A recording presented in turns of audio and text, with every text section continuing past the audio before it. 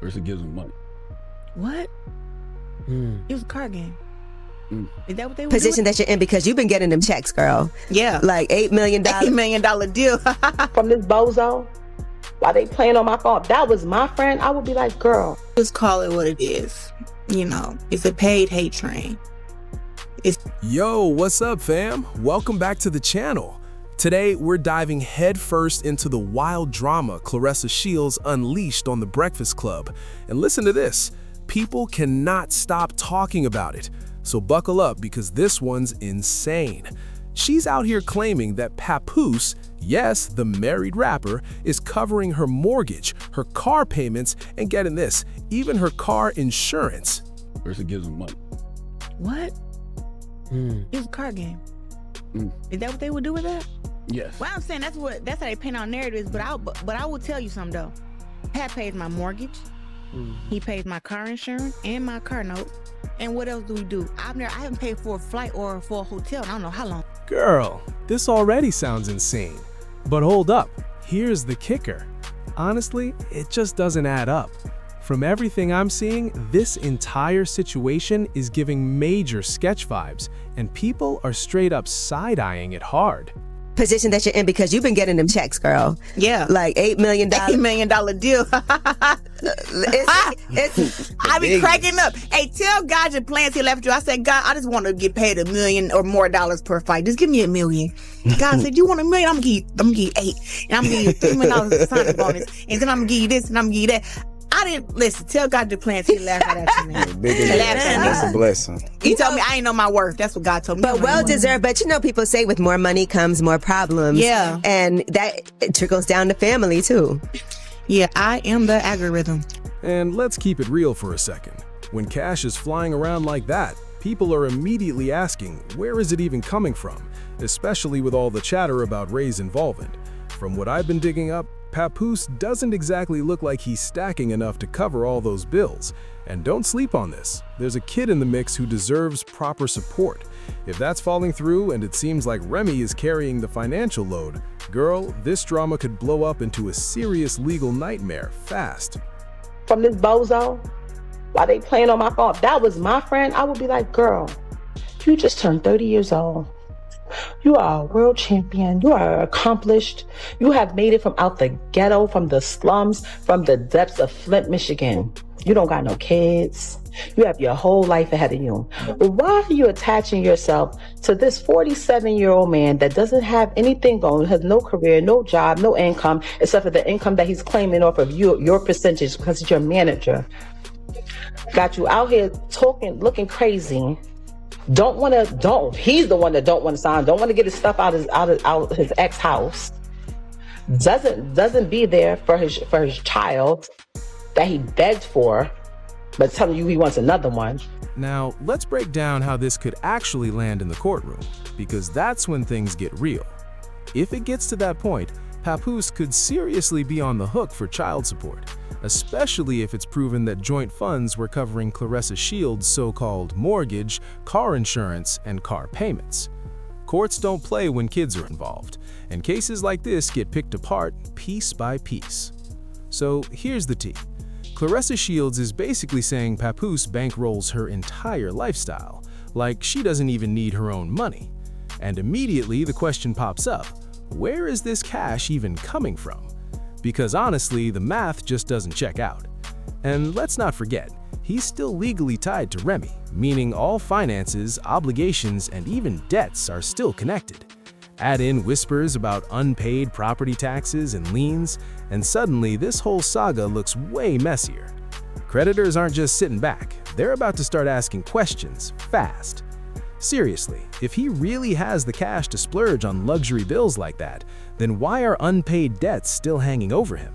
Why is child support suddenly an issue? And why is his money apparently funding another woman instead of covering his home responsibilities? That's exactly why everyone's raising eyebrows.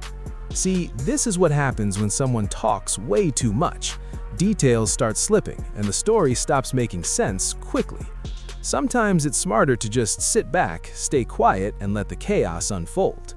Because eventually, the truth starts showing itself when someone over-explains every tiny detail.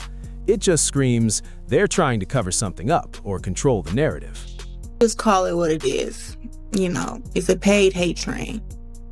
It's paid. It's not real. It's not something that people really feel. They're trying to convince others to feel that way. That's not real. Whenever I go out, when you see the hate online compared to the love in real life, when it don't add up, it's just not real. The internet is they're paying bots and paying for comments and paying to promote a certain narrative. In real life, nobody has ever walked up to me and said anything about nothing like that. Everybody crack jokes about Pap upstairs. Everybody, oh, we love you. We love this outfit. We love this hair. We love you, girl. Keep putting it on. Keep being confident.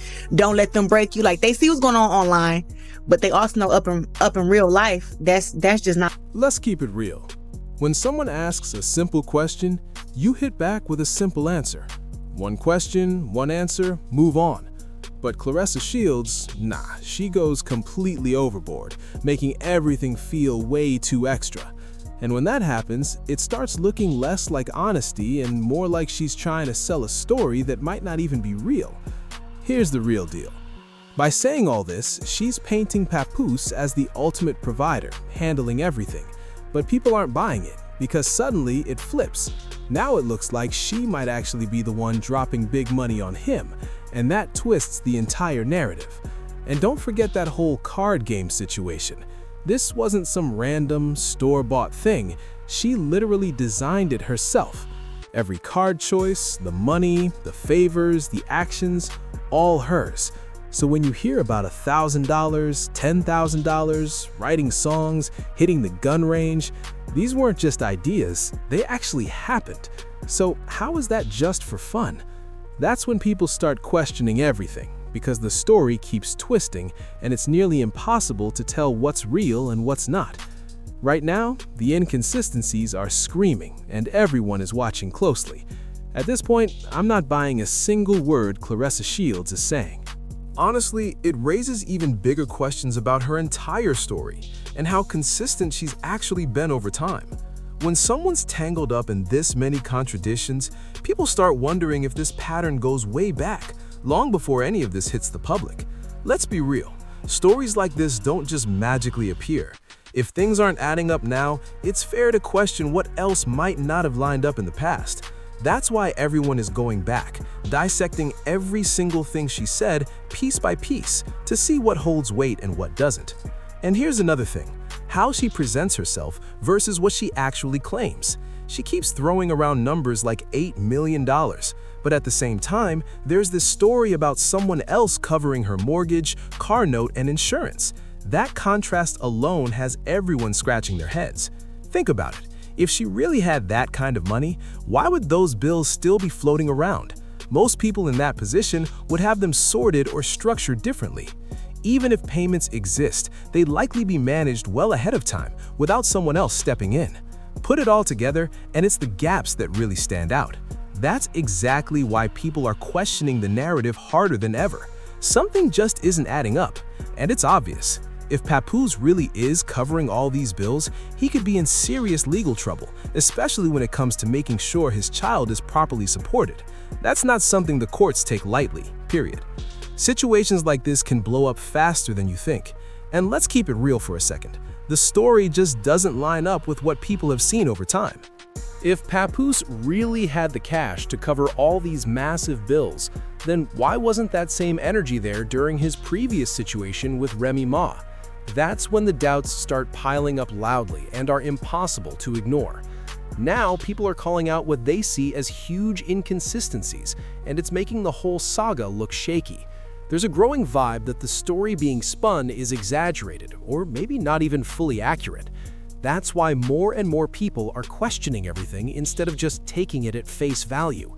And one thing is crystal clear. People aren't going to sit back and believe every claim without proof. They want real answers, real details, and solid evidence to back it up. Because at the end of the day, the truth always comes out, one way or another, and people are ready to dig deep to find out what's really going on. This is exactly why those back tax questions blew up and got such a strong reaction. When records are being cited and someone says, "I don't owe any taxes," it sets off red flags. If the paperwork exists, people are going to see it as receipts. And then, trust me, they're going to question everything even more. And now we're right back to those claims about Papoose covering all these bills. People want proof, plain and simple. Where are the receipts showing he's paying the mortgage, car note, and insurance in his name? Without that, it's all just talk, and talk doesn't cut it in a situation like this. Let's dig deeper. If he's only stepping in to handle payments, talk to creditors, or organize bills, that doesn't automatically mean the money is coming from him. He could just be managing it on her behalf, not funding the lifestyle himself. Now, people are asking even bigger questions. What is his actual role here? Is he really paying or just moving money behind the scenes? That distinction changes everything. At this point, people are watching every single detail closely because the more this is explained, the more confusing it becomes, and that only pushes them to dig deeper for real answers. Her public image is taking a serious hit, and no one is ignoring it anymore. The way things are unfolding, questions keep piling up, and the pressure is mounting. This isn't about tearing someone down. It's about shining a light on the story to see if it actually holds up. And let's be clear, calling things out isn't crossing a line. It's staying grounded and following what actually makes sense. There's a difference between reality and confusion, and people are using their judgment to figure out what's real. That's where integrity comes in, and that's guiding this whole conversation. We're not just running with rumors. We're looking at patterns, details, and what's actually being shown versus what's being claimed. That moral compass matters, and so does common sense when things start sounding off. At the end of the day, truth and consistency always stand out, no matter the noise. Now, I want to hear from you. Tell me what you think.